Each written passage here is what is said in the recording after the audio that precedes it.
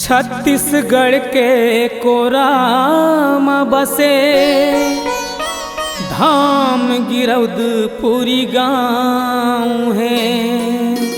मानव हित बर जन्म लिए बाबा घासीदास गुरु नाम है।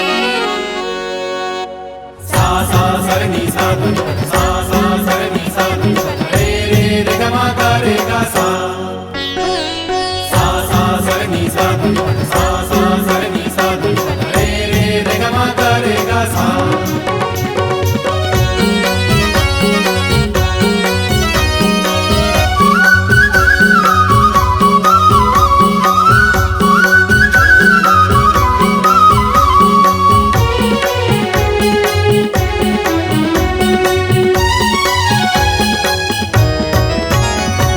घासी है महान सबके करे पहचान, बन गए छत्तीसगढ़ के शान संगवारी।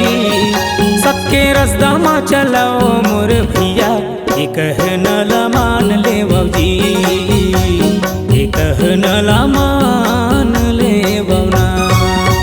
गिरौदपुरी बन के धाम जी हाँ गुजे सत्य नाम हवे बड़का जैते खाम संगवारी। सबके रास्ता में चलो मोरी भैया, ये कहना ला मान लेवो जी, ये कहना ला मान लेवो जी।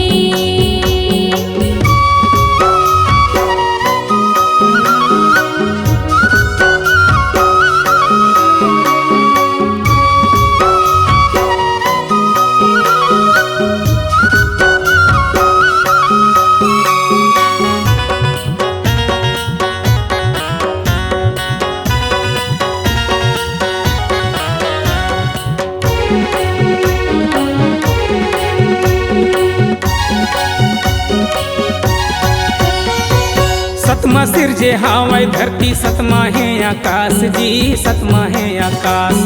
सतमा चंद्र सूरज हावे देवथी प्रकाश जी, देवथी प्रकाश।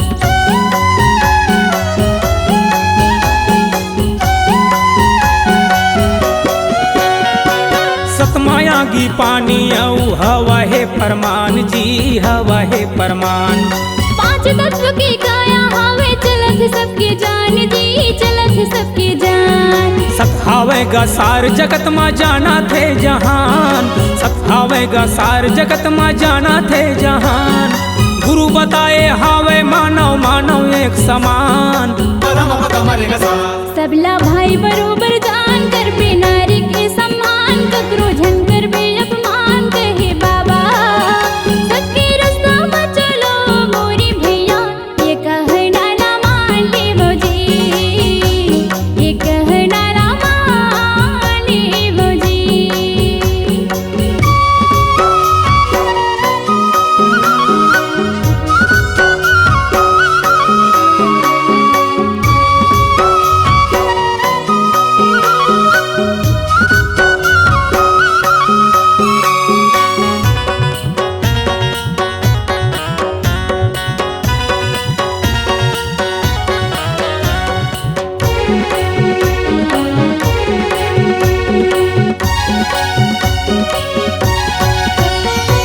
शाकाहारी भोजन करबे जिंदगी ला सुधार गा, जिंदगी ला सुधार। जीव हत्या ला बरजे बाबा सबला बारंबार गा, सबला बारंबार।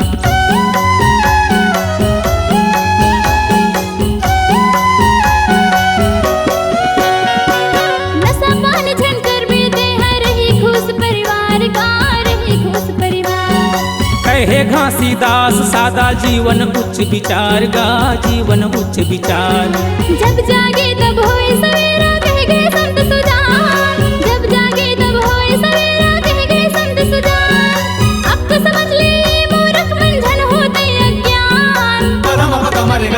मन में धर लेते हैं ध्यान, मिली तो लगा सत ज्ञान। संतोष कुर्रे के जुबान सुन लेते हैं, सबके रसदा में चलाओ मोरे भैया। ये कहना ला मान ले जी, ये कहना ला मान ले जी। गिरौदपुरी बन के धाम जी हाँ गुजे सत्य नाम।